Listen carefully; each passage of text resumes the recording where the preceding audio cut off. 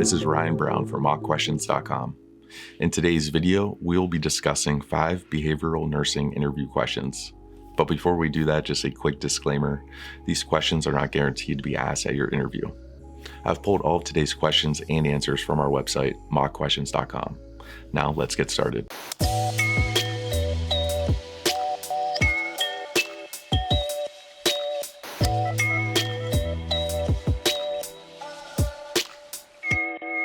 Question number 1. As clinical healthcare professionals, we have all been in situations where we have developed special bonds with patients and their families. Tell me how you would handle such situations when these patients face difficult diagnosis or unexpectedly pass away. Because nurses spend so much time caring for their patients and their families, many times they develop special bonds and relationships with these individuals. The bonds that nurses form with their patients are also created due to the empathetic personality that comes naturally to nurses. Many times when patients are facing a difficult medical diagnosis or are at the end of their lives, it can be difficult for nurses since they have created these personal bonds with their patients. The interviewer is asking this question to determine how you would react in such a situation. And the expected response would be for you to offer the family their support and condolences and allow the family privacy to grieve. Avoid providing an example of when you became overly emotional in the presence of family members. Working in the inpatient section of a cancer center, this is unfortunately something I have dealt with many times in my career. I always strive to build relationships with my patients and their family members, as I find this makes them feel more comfortable and at ease in a very difficult situation. However, because I develop these personal connections, it is often devastating for me when things do not go well for the patient and I see them and their family members upset. In these types of situations, I first give the patient and/or family, depending on the situation, a bit of time to be with one another. Then I stop in and ask if they need anything and offer my condolences. I also provide information on community resources if needed. It is my job to support the family and not make the situation harder on them. So if I find myself becoming emotional, I step into a private staff-only area and take a few seconds to compose myself.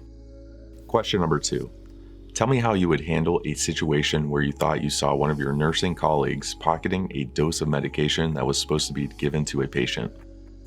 Although there are many controls placed on medication distribution and administration, staff stealing medication is still a common problem, especially in the face of the current opioid crisis. This scenario puts yourself in an ethical dilemma of whether you should confront your coworker, notify your supervisor, or turn the other direction and take no action.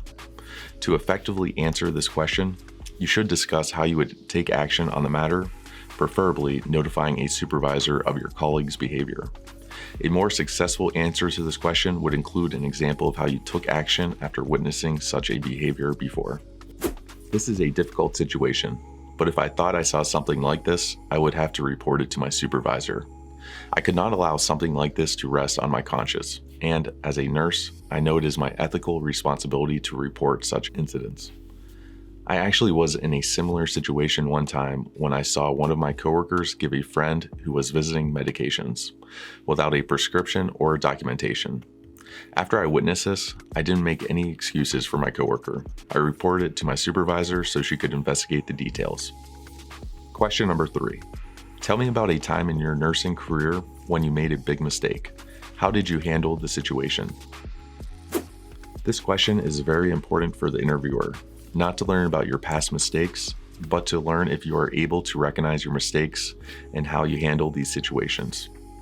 Mistakes are common in the clinical environment, and it is important that nurses and other clinical professionals be able to recognize and take responsibility for their errors. You should be honest in answering this question and not be afraid to share information on the mistakes you have made. To successfully answer this question, you should provide an example of a mistake you have made in the past and tell the interviewer how you successfully mitigated the situation. A more successful answer to this question would include details of when you took a mistake you made and spearheaded a policy change or education program to ensure the same mistake was not made again. In my nursing career, I have made many mistakes, but the one that stands out to me is when I was working in an outpatient infusion clinic and accidentally administered the wrong infusion medication to a patient. There were two patients with the same first name with appointments close together, and they were both in the waiting room at the same time. When I went out and attempted to call, let's call her Jane A, I only said Jane, and Jane B came back with me. My mistake got even worse when I did not verify Jane's last name. The mistake was eventually caught by my colleague, but unfortunately, I had already started her infusion. It was a terrible mistake, and I wanted to be sure it never happened again. So I helped my supervisor develop new procedures for verifying patient information, and I helped train my colleagues on the new procedures. Question number 4. How will you approach coming into a team of nurses who have been working together for quite some time, who have already solidified their working relationships, and who clinically have a very specific way of doing things? Starting a new job can be intimidating, but when a professional is joining a team that is already cohesive, it can be even more challenging. This can sometimes be even more complicated in clinical settings when joining teams of nurses or other clinical professionals who can, at times, be difficult to break into.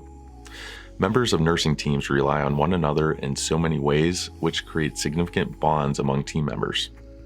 Unfortunately, because of this, it can be difficult for new team members to feel welcome and to become a functioning member of the team. The interviewer is asking this question to first make sure you are aware of the situation, and second, determine your approach to becoming part of the team.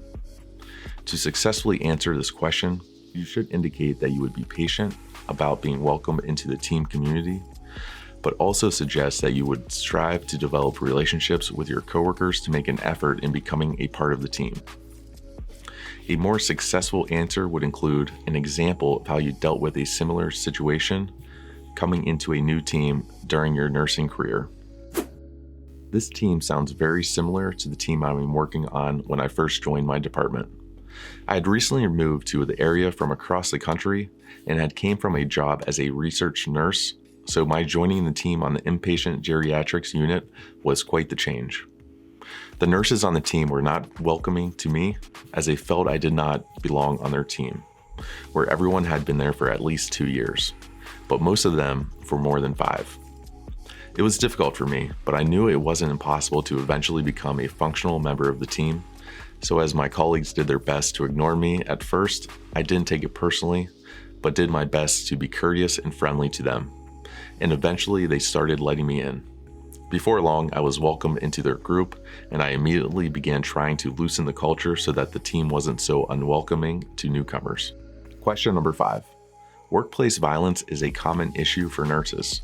We have protocols in place to prevent workplace violence, but sometimes patients and family members still become violent. Tell me how you would handle such a situation. Unfortunately, nurses and other clinicians are often subjected to violent acts committed by patients and/or family members.